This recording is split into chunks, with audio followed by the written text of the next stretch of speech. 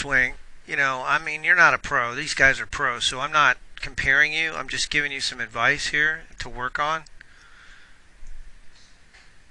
His hips move and then they rotate, and the reason he can retain the angles is his lower body's moving into his lead side early. And we're going to do some exercises to do that. Now, in your swing, you have what we call a reverse hip movement, which is reverse pivot. There's guys that do it. Ben Hogan had a reverse pivot, so I mean, he actually shifted his weight to his front leg, which is what you do. Your hips don't stay in the box. They actually move out of the box. Your left hip goes toward the target. That's some people do that. If you watch Peter Uihlein here, he doesn't do that, but his pelvis rotates, but you have a tight right hip, and that's why you can't turn. See how he loads into his right hip there? So he's loading into that right hip. Well, you're not doing that as much. Your hips shift to your left. So your hips kind of go like this. Part of that's physical because your hips are tight. You have you've got some internal rotation issues. Now when he transitions, his lower body's going to shift forward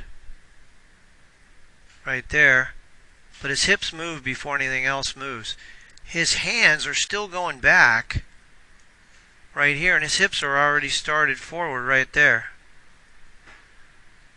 And then he retains that angle.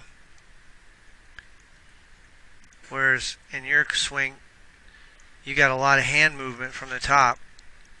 So you accelerate your hands and arms a little early, and then coming down, you throw the angle, you release the angle early, and you've got a lot of lateral slide in your legs. Now, I'm not being critical, I just want you to understand your swing. So at this point, releasing the club, uncocking your wrist early is what causes you to hit it thin. And that's where you lose power. You can see, obviously, in his downswing, he's still got load. He's still got the shaft lag. You know, the club is lagging behind. Well, we're going to work on that, getting you to move your hips early. So that's really what, you know, you haven't really taken a in-depth lesson with me. I haven't really gone into much detail in your swing. But this is why you hit a lot of thin shots.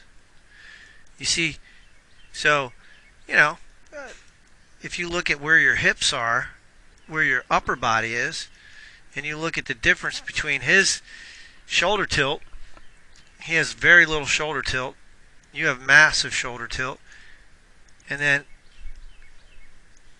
he's going to take a divot well past the ball.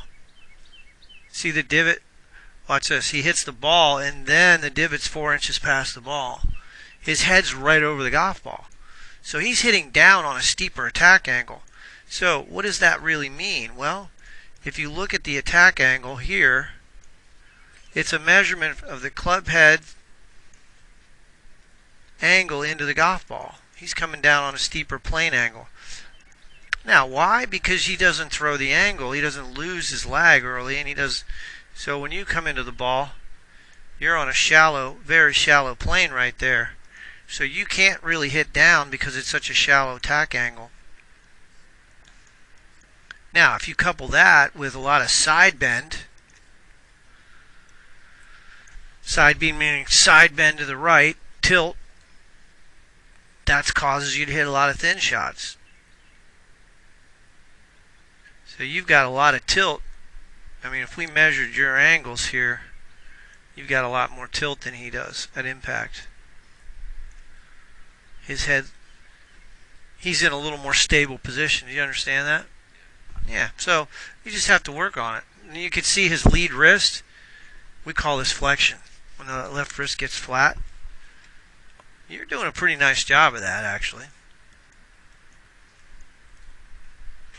So basically, just getting more power is going to be a function of getting those hips a little more loose so that they can so you can separate. Remember this exercise where you move your hips independent of your trunk? You should be doing that. You should do those hip windshield wipers and the frog exercise. But at home, if you just stand here and do this, this will help your game a ton. Turn to the right, turn to the left, and don't move your shoulders. That will help your game a ton.